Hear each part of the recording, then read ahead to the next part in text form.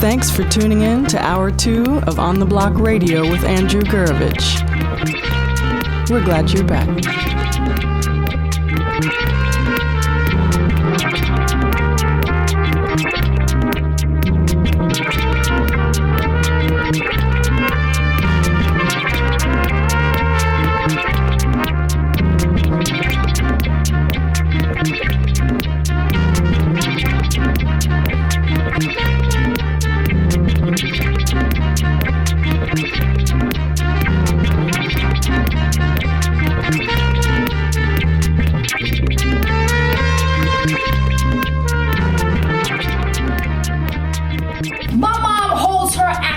Like a shotgun with two good hands. But when your mother carried you, the ocean in her belly is what made you buoyant, made you possible. You had it under your tongue when you burst through her skin. She waited too many years for her voice to arrive to be told it needed housekeeping. It's possible that we know the world better because of the blood that visits some of us. You ever shake loose the dust and realize all this time you were waiting to be born?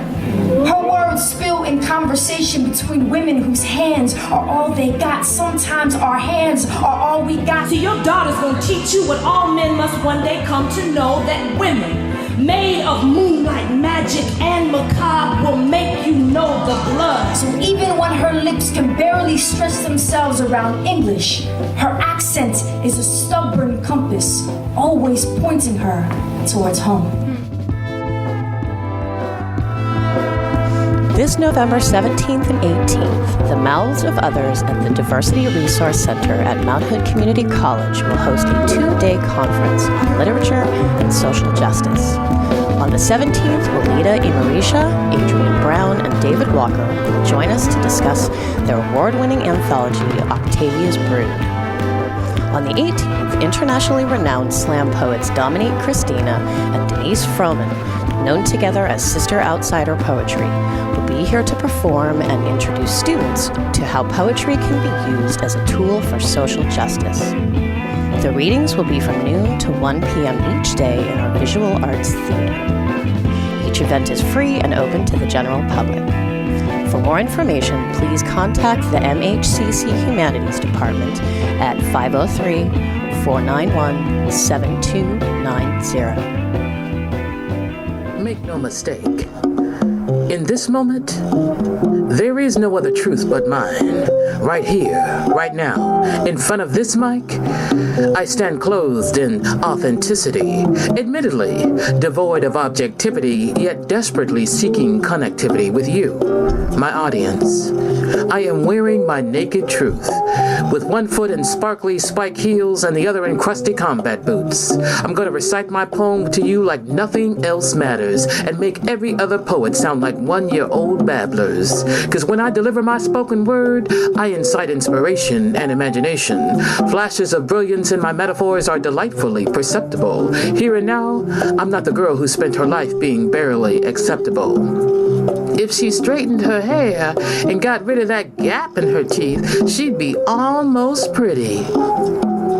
When I'm spitting my verse into this steel receptacle, I'm pouring love into your ear, and I don't care if it's reciprocal. See, I'm not trying to reshape myself to fit your personal reality. Why would I even waste my divine energy trying to explain or defend whatever you think is wrong with me? Because being a black woman in this society has taught me that my truth matters most when I am feet flat, chin up in front of the microphone, standing alone, feeding off your energy like a death row inmate sucking on his last fried chicken bone.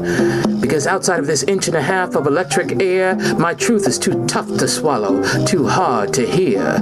And I wonder sometimes, what if someone had come to my high school and encouraged me to embrace my unreliable reality, teach me to represent my disregarded feelings linguistically, using words that rhyme or don't rhyme as long as they kept time with my heartbeat? Because when you can discover the right simile, you don't need anybody else's sympathy. Writing poetry helps you communicate clearly, fearlessly, with efficiency. Then you can write circles around anyone who dares attack your vulnerability. If someone had shared that wisdom with me, maybe then I would have known how to battle bigotry stylistically, convincingly, while still having the foresight to maintain my dignity. Instead, I was still haunted by whatever the hell people found wrong with me. I spent so much of my growing up years being unheard, disregarded, lonely, ignored, invisible. See, at home I was brown-skinned, knock-kneed, sullen. Coarse strands of defiant black-brown curls escaped from my rubber-banded, lopsided ponytails. She looked like me, that young girl in the bathroom mirror, hurriedly scraping a toothbrush across her gap-toothed smirk. I ran 2 blocks, skipped every other stair, then walked slowly as to not draw ire. I sat, smiling at my desk on the front row. I saw my teacher, white-haired, grandmotherly, same birthday as mine. I grinned even wider that day. Ooh, I know, I said, wiggling my hand like it was on fire. Then the dance began. First, her eyes averted away from me. Then her legs shifted around my yawning absence, as did the rest of the students who looked like her. They all repeated the same dance, every one of them. In the classroom, on the playground, in the lunchroom. I decided I must check out that mirror again, just to make sure I actually exist. See, I don't share this deep-seated pain with you as a point of shame or pity or blame, but to remind you that whatever truth sits within you, whatever sorrow, heartbreak, guilt, or regret that pushes against your consciousness like a repulsive, pus-filled pimple, it will escape from you one day, somewhere, somehow, at some point. Whether it's in the fights you go searching for, the high you seek from your parents' prescription pills, the sorrow you drown in the gin you drink underneath the basketball bleachers, or the stripes you slice against your arm, because it's the only way to overtake the pain you feel in your heart. Your truth, the only truth that matters, is there within you, always, waiting for the moment it can fashion its escape. And what I have come to realize is that writing has helped me find my way back to myself. So that when my throbbing pimple bursts with creative intention, pushing out a fountain of wildly exploding seepage, I can decode that pain and shape it into stimulating sentences, sublime rhymes, and interesting alliterations that will hit you square in the face, and you cannot turn away. You wouldn't even want to. See, we all have a story to tell, and your truth, your individual truth, is your best acne medication. So write your reality, then stand tall as you spit your words into this mic. Spit right, truth only, just do you.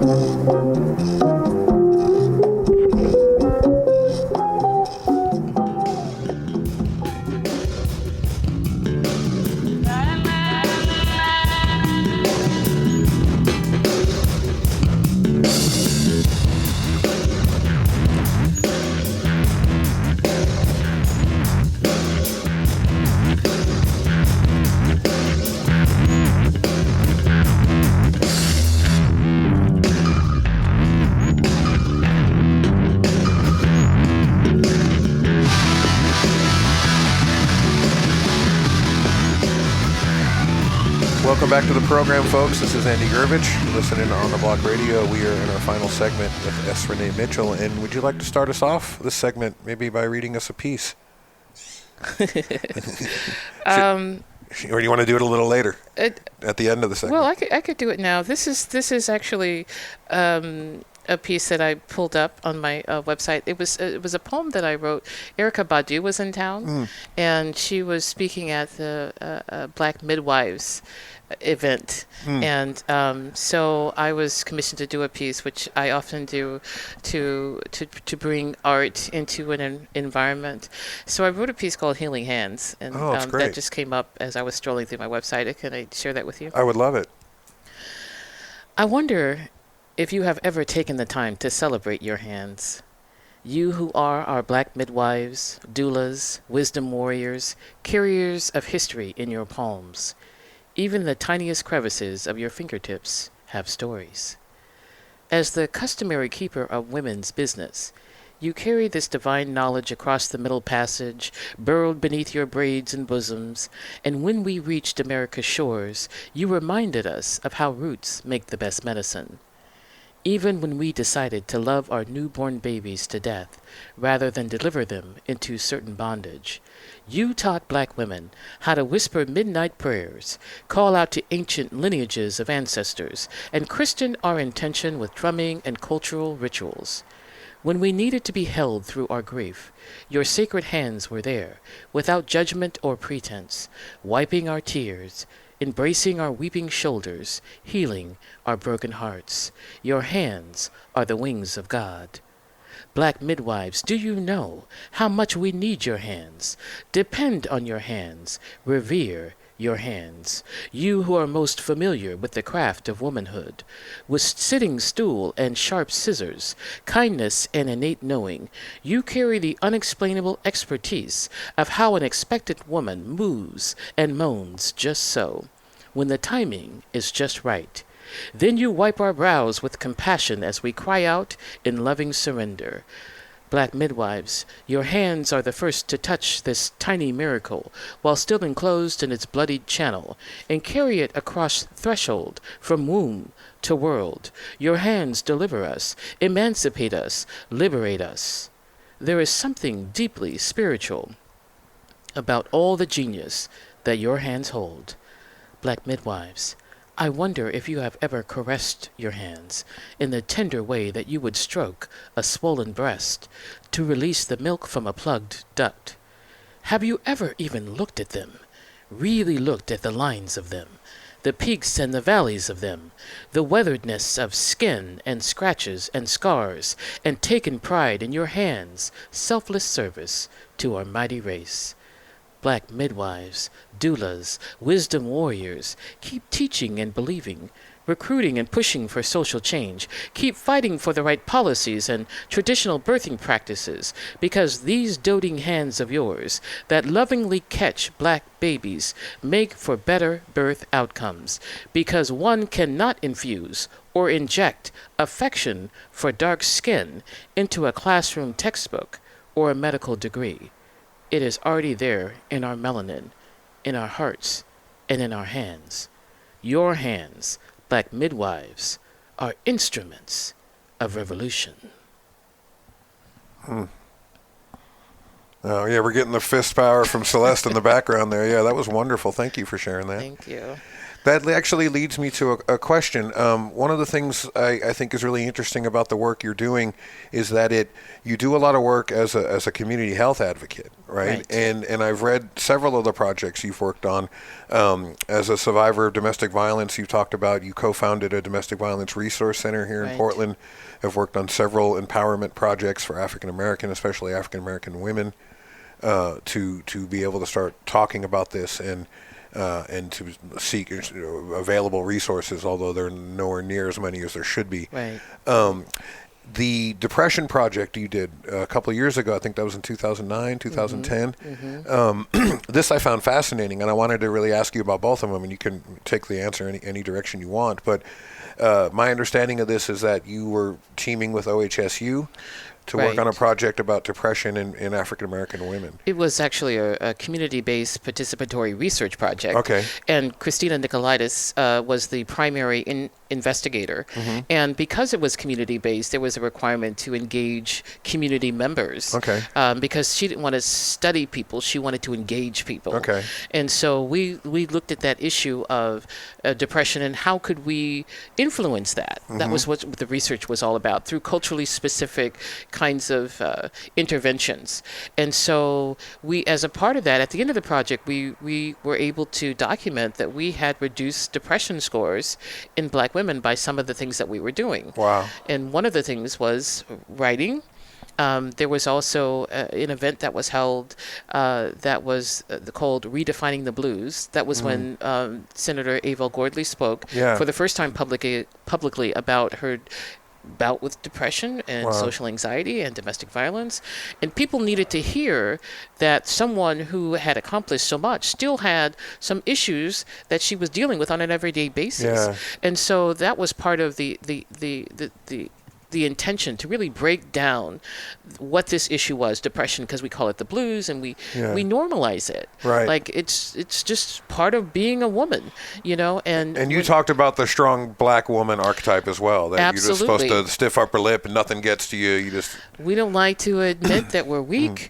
There's this expectation we have to carry their community, our family, each other, without acknowledging that we need rest, that we need support, that we need help and intervention. And so, even with that, all of that is related to some of the art that I do, and created the Strong Black Women Anthem that is on YouTube that talks about, we love our we love our man, we hate our bus, but they both treat me bad, and how we need to start taking care of ourselves and acknowledge, you see me and you'll ask how I'm doing, and I'll say, oh, I'm just fine, when really I'm really hurting inside. Yeah. And so, we need to be honest with each other. And that was why I came out as a survivor of domestic violence and sexual assault, because we need to be honest about these things and talk about these things. And even in the midst of that, having people who would tell me, that's a private family matter. Don't discuss that in public, which was a dare. I dare you to tell me not to talk about this. And so that's how the play came out. That's how the CD came out. So I believe, talk about these things that no one wants to talk about, because it's not like it's not there. It's just we're kind of ignoring it or glossing over it, and that's not healthy. No, and then it becomes the pink elephant in the collective room of our culture. Absolutely. And I think I have a couple of friends who, this thing you're talking about, I think is a real pressure for women in our culture, but I think even more so for women of color. And I have two friends who do really interesting work. Richard Katz, Dr. Richard Katz, has a book called Synergy, Healing, and Empowerment, and Denitza Anderson has a book called The Colo, which is about women in Eastern Europe, and Richard's work is on the Kalahari Kung, and both of them are showing how community healing, especially with indigenous people, is focused on this kind of, not on the zero-sum aspect like our healings, like our disease system is in the United States, but that community healing, especially in traditional cultures, involves a kind of collectivity and holding space for one another's stories. Right. And the healing comes through that identification and through the shared burdens and through the recognition that you're not alone. But we don't have those things built into our culture. In fact, it's the opposite here. We have things to further marginalize really everyone into these little isolated, automatons. But when you're a part of the dominant culture, there are maybe some outlets for you to find some kind of semblance of peace and order. But when you're now part of a marginalized culture who then experiences abuse or domestic violence, and that it just magnifies all of that stuff. And so you're absolutely right. I read an article recently that actually said there's a study done at Johns Hopkins on it was diabetes and stroke and heart attack in black women. And what the study looked at was how epigenetics has actually influenced these outcomes, and how living a life of social pressures and racism has actually led to the higher expression of diabetes, stroke, and heart attack in women of color. It's actually caused by their experience of being in the culture and always feeling unsafe or separate or monitored or despised. Right. And this is remarkable and terrifying to me. This is actually changing people's health. Right. Absolutely. That There was actually a whole documentary series on that. Really? Oh yes. As a community health worker, I went through that training where we watched the documentary. Yeah. And it's absolutely rings true with me. And the fact that I had an advanced degree and I had a great career, and still worrying about, being able to carry my child and having a healthy delivery, or being able to just, not, have to suffer from depression because of all of the microaggressions and things I deal with every day. It's a lot of stress. And the only way that I really felt like I've been able to live a healthy and productive life is through art, because I've been able to find my place in that, and I've been able to find healing and release in that, because it's not easy being me. It's not easy being a Black woman. In Portland. Yeah. And feeling like people can come up and touch your hair. I was just going to ask about that. The hair, the touching of natural hair, as if it's some kind of exhibit. Right. As if people have that kind of access. It's something similar to the touching of a pregnant woman's belly, but it's somehow more obscene to me. Right, because of the history of it. Yeah. And so that happens regularly. So I've written poetry about don't touch my hair. Yeah. And this is how I deal with it. Because I'm laughing out of terror, not because it's funny. Yeah. That's a real thing in Portland. It is completely. It happens sometimes without even people being aware of what they're doing. Yeah. And how offensive that it is. Right, and that's what's even scarier, is if you said to them how horrible it was, they would actually be shocked. Right. Yeah, that really blows my mind. I want to ask you about your work with children, because I asked you before, what can we do in a place like Portland to change course? And I think sometimes I feel like it, despite best intentions, it might be too late for a lot of us geezers, right? A lot of us idiots might just be too old to change. But your work with young people, I really think is phenomenal stuff. I just want to bring up a couple of things for our audience. You designed a curriculum for a week-long high school camp on social justice. I want to ask you about the children's book in particular, and also your work with Spit Right, and the Portland Youth Poet Laureate work. That's similar. Right. That's the same thing, right? Is Spit Right the same as that? Spit Right is similar to Okay. Spit Right is the umbrella organization. Okay. And then we have the Youth Poet Laureate project, and then we have what I call the What You Want to Do crew, which is came out of a partnership with Portland Parks, because they were trying to figure out, okay, so our community is diversifying and changing, but our programming isn't. Right. And so they wanted to know from youth what it is that they want to have in their community centers, but they had never asked the question. Yeah. So they kind of contracted with a number of groups, and then they contracted with me. So those groups did things like have a survey or have an event. And I wanted to do something that was much more grassroots, much more engaging. And so I created this performance crew called the What You Want to Do crew. And they came up with their songs and lyrics because they wanted to first get your attention and engage you in, what the questions that they wanted to ask. Yeah. And then once they've gotten your attention and there's kind of an easy exchange, then to ask the questions and have the conversation. Okay. To me, it's the difference between standing across the street and yelling and saying, hey, I got all this great stuff that, you want to see and you want to be involved in. And the difference between that and going across the street and shaking someone's hand and saying, having that conversation. So those two things are a part of what Spit Right has been doing. I started this in April. It hasn't been. So it's brand new. It's brand new. It came out of a conversation, and it basically was an opportunity for me to prove what I've been saying all along, that we need to be able to, one, make space for youth voice, yes, and then to prepare youth to be in that space, to inject them into adult spaces so we can hear their views and what they're thinking and their talent and that kind of thing. And so I've been trying to get organizations to kind of acknowledge this. And it was happening very, very slowly. So this opportunity came up to be a part of this national program called the Youth Poet Laureate program, which had been trying to get into Portland. They're in 30 or more cities right now. Yeah. And so I took it on as an individual and brought some people along. But in other cities, they have organizations who take this on, like the library or a literary arts similar organization. But here it was just a group of individuals who felt very strongly about promoting youth voice. Wow. And so we had no budget.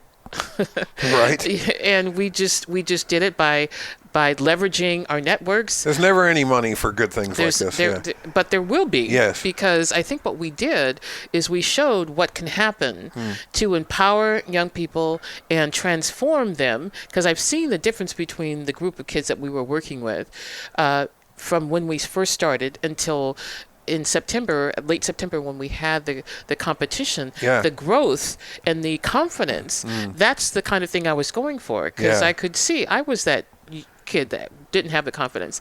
And now I'm seeing these kids who are just blossoming, and we're putting them into spaces. We'll be at Wordstock.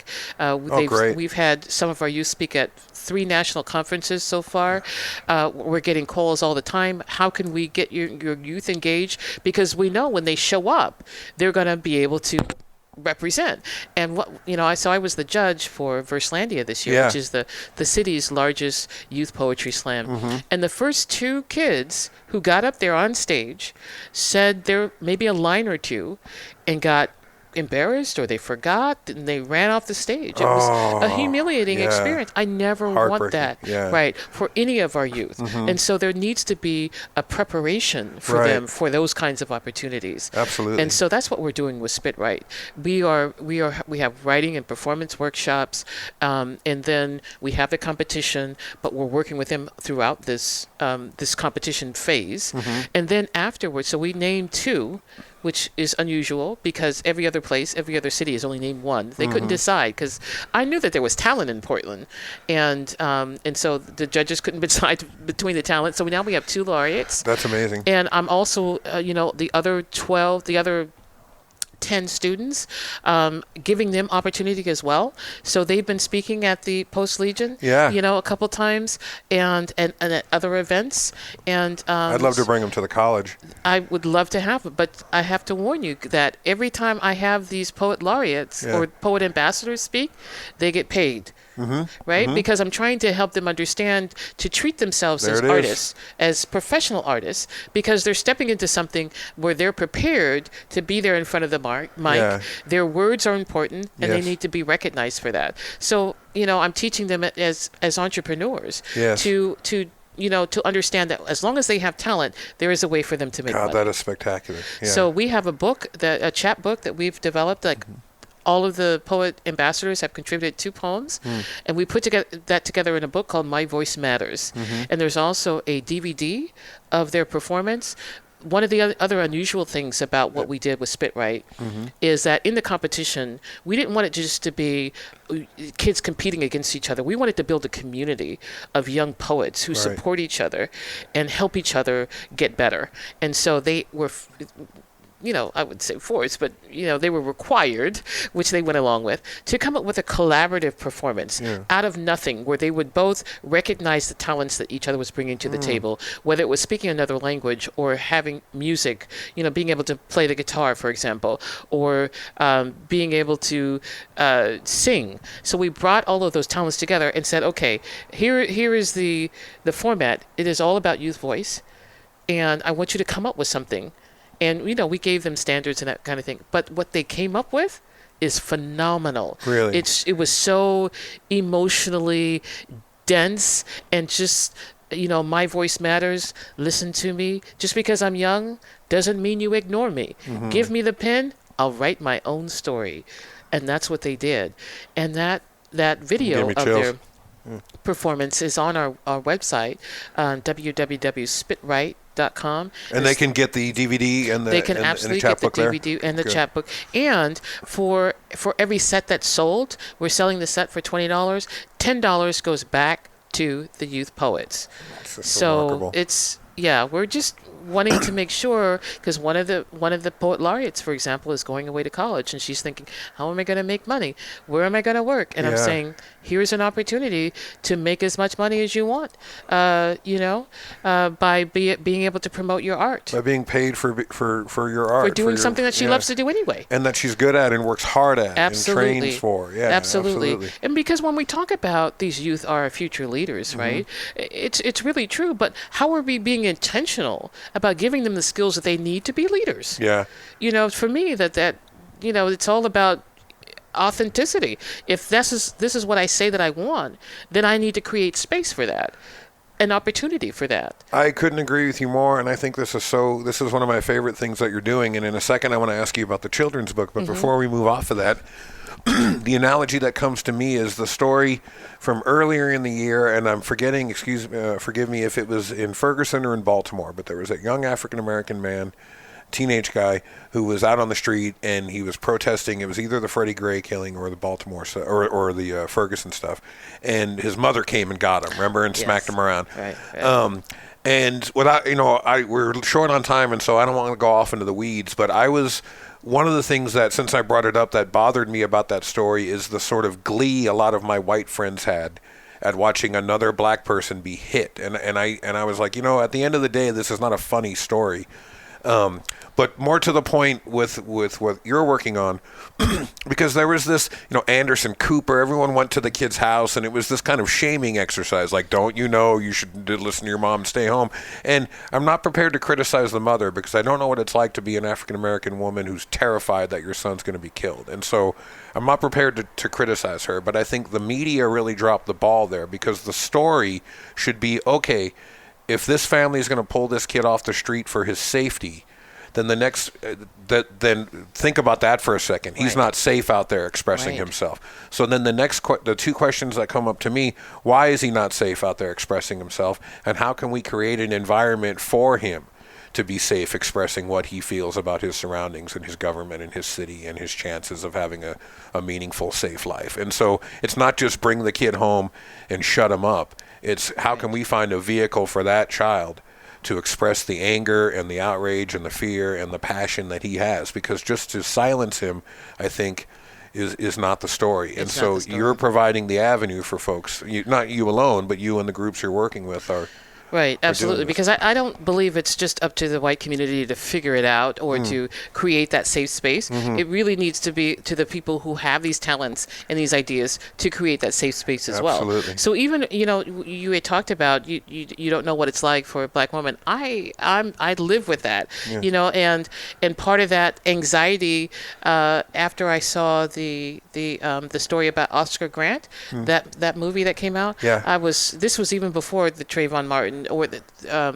So I felt, really wiped out, like emotionally, they were going to call the paramedic. I was just like crying. I couldn't. So out of that, I created the My Black Sons and Daughters Are Worthy project that was funded by Regional Arts and Culture Council, where we as black parents were able to create poetry that reminded us what were our hopes and dreams for our children when they were born, and had a 3-line template where parents were filling out, even if they weren't poets. It was so easy for them to do because we made it easy. Where we would say, okay, my child comes from, when we talked about our rituals or our traditions, our meals together, we talked about interesting people in your family.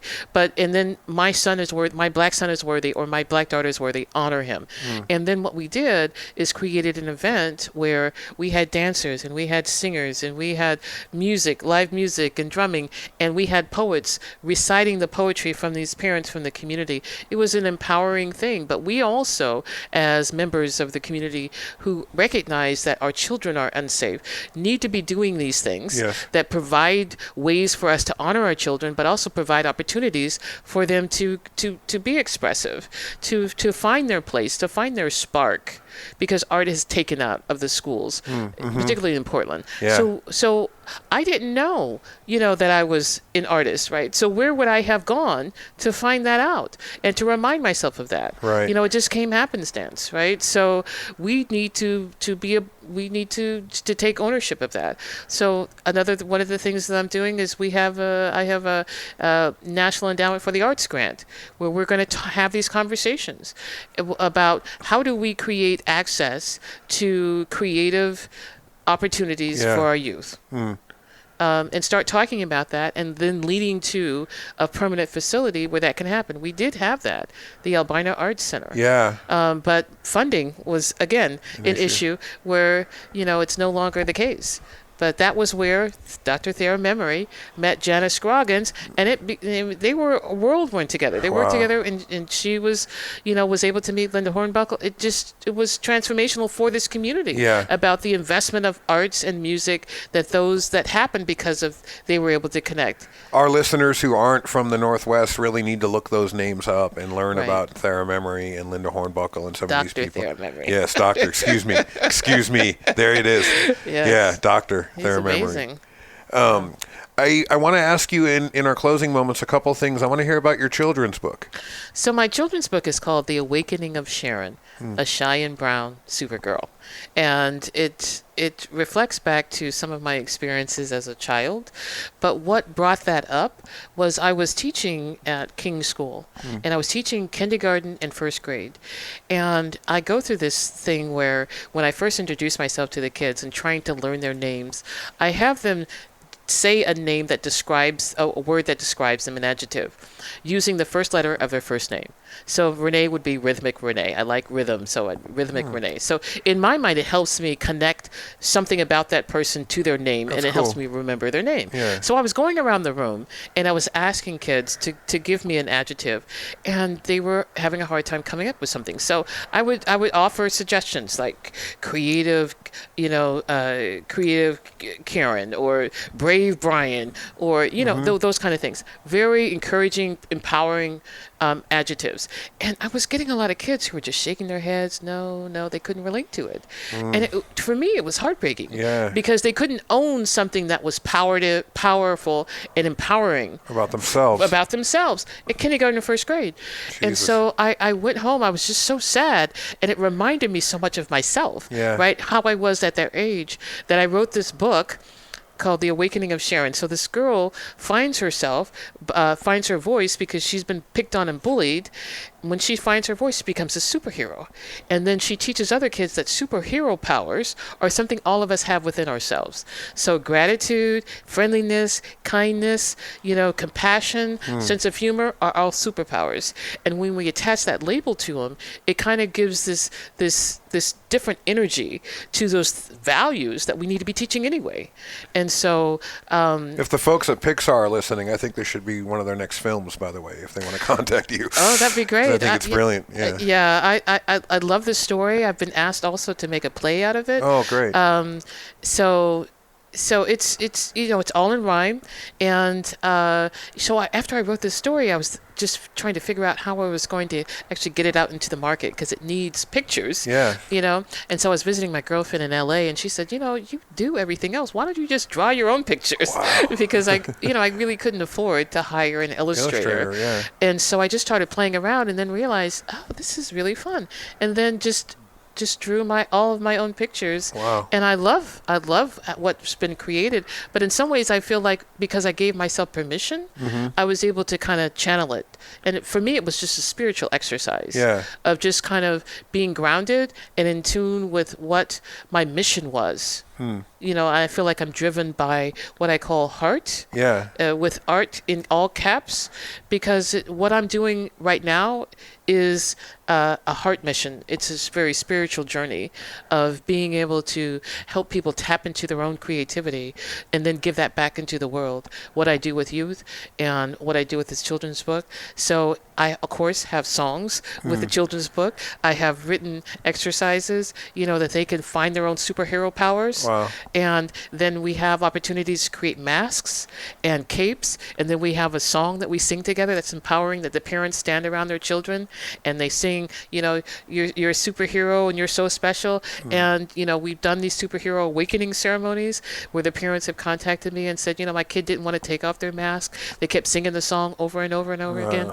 because, we all need to infuse all of that love and compassion and belief in our children.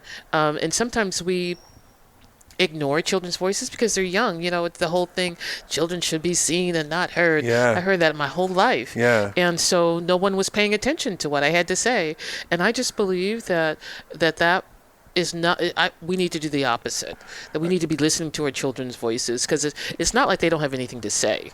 It's just that we're not paying attention.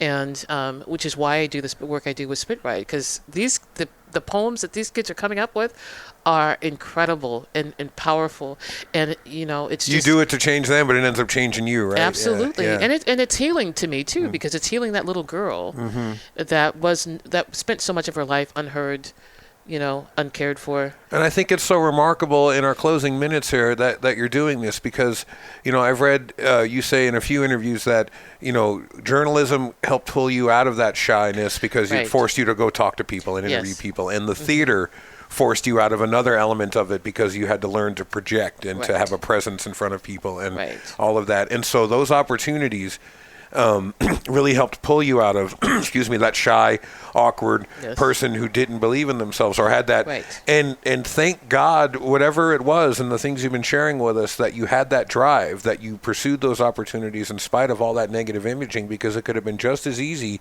for you to believe that about yourself Right. and never go expose yourself to those opportunities, and you never would have learned what you were capable of and what you had to share with the That's world. true. And how many of these kids are on the border of that or Right. already well down the road? When you're saying 5-year-olds, 6-year-olds can't think of anything positive about themselves. I mean, this is a very important work, and I'm sure you know that, but it's spectacular that you're doing it. Yes, I feel like it's important, and I want to be able to inspire other people to do it. So when people look at my art and they say, or my work in the world, and say, I really admire that, I really inspired by that.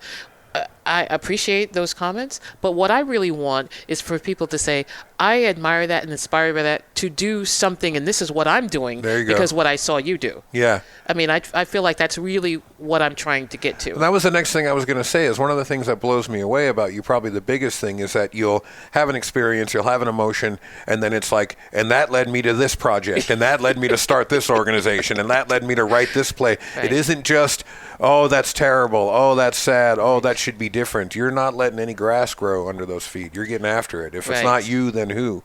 And Yes. if everybody had that mentality, what a different world we would live in. Absolutely. Absolutely. Absolutely. In our final question, I have two questions for you. Okay.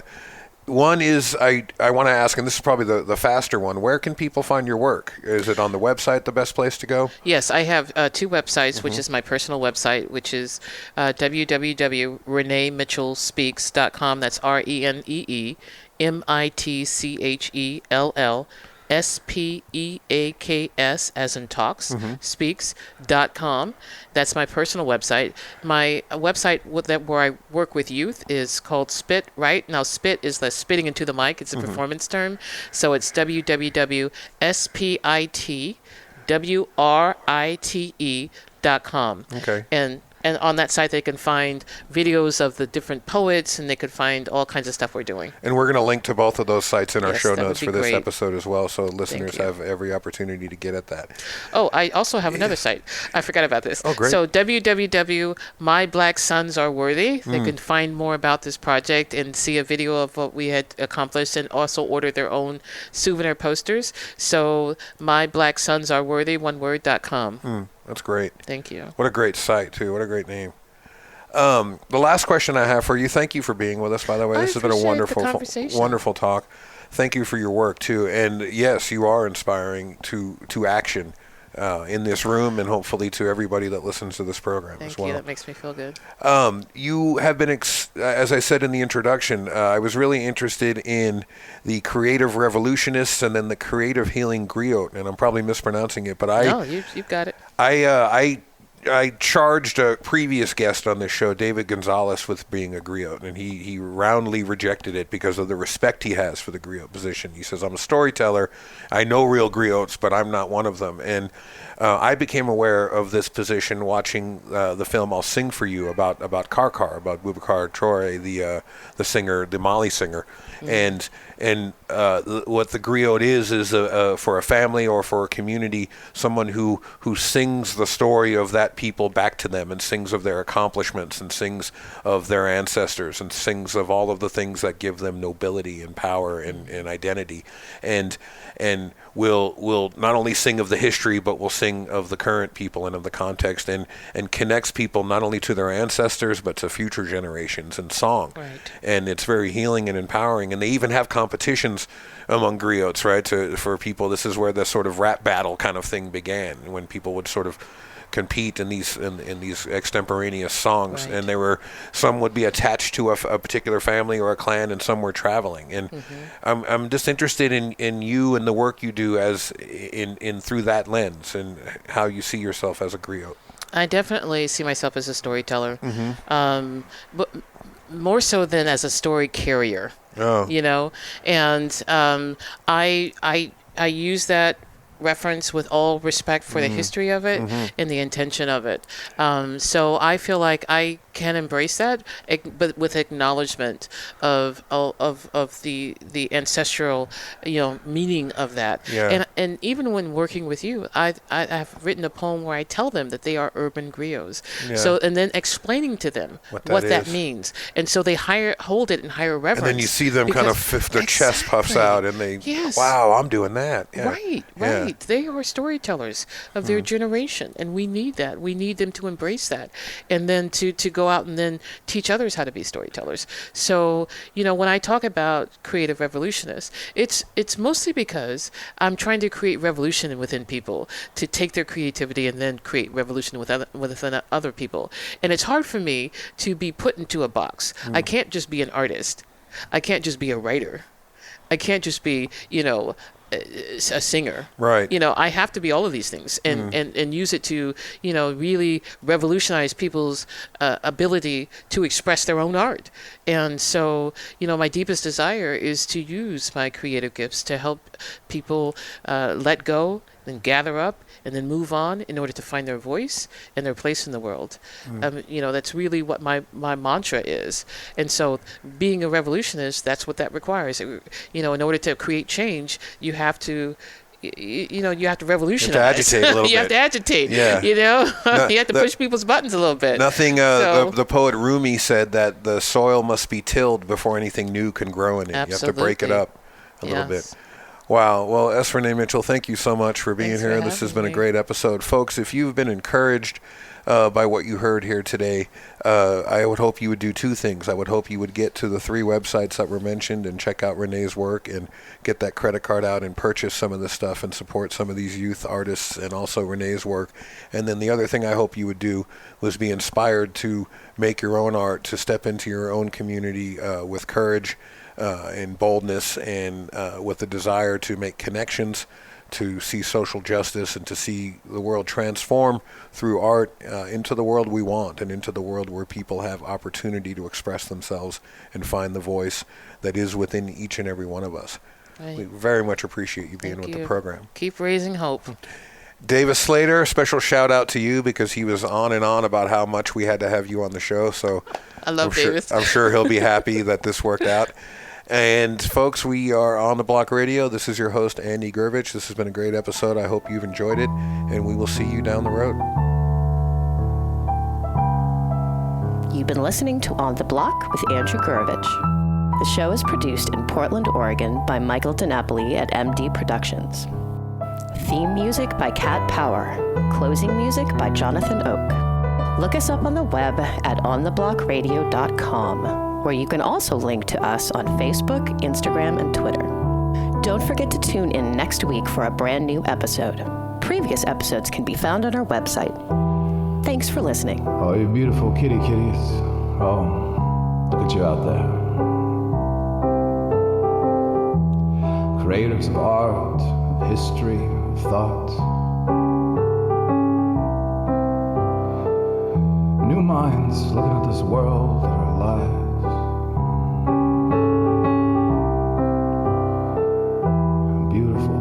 Beautiful, like a bolt of lightning in your head. It keeps trying to tell you to remember that the world is a paper-thin veil over the truth. We've got our fingers in the seams. We've got our ears against the wall, listening, waiting for the voice of creation to speak our names, to call us back from the brink. It's 11:59 and counting. It's apocalypse, children. Apocalypse.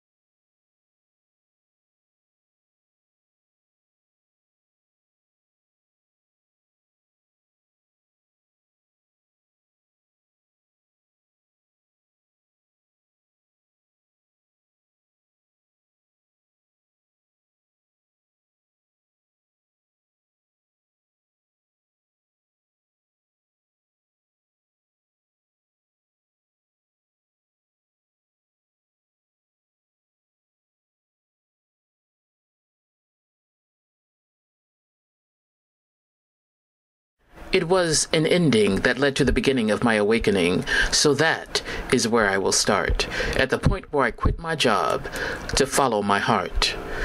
2008 was the year I was at the top of my game. #1 newspaper columnist in 5 western states. Shoot, everybody knew my name.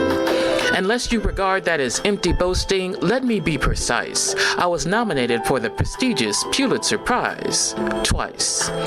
But in a moment of impulse, I walked away from the only career I had ever known. After 25 years, I was an expert at cherry-picking the words of others, sautéing them with my own, and serving up such a spicy banquet of salacious sentences you wouldn't even have room in your belly for dessert. Yet, my storyline fit the moral of the fiction you told yourself about who you thought I was. See, you forced me to learn how to make my smiles the biggest outlaws that ever existed. You were always searching for evidence of them at their last known address. So I'd grin, with eyes so blank you could fill out every line and cash that happiness check without the bank ever realizing it was forged joy. Year after year, I tried my best to remember the right steps to that dance with deception. Keep your weight on the balls of your feet. Extend right arm up, keep it tense, pay attention, follow his lead. Stand with your feet close together, step backward with your right foot, then your left. Bring your right foot next to your left foot. You are back where you started. Now repeat. It may sound easy, but it was no small feat to take a back seat to your own life. But in public, I was the good journalist, the good mother, the good wife. You saw me, but you didn't know me.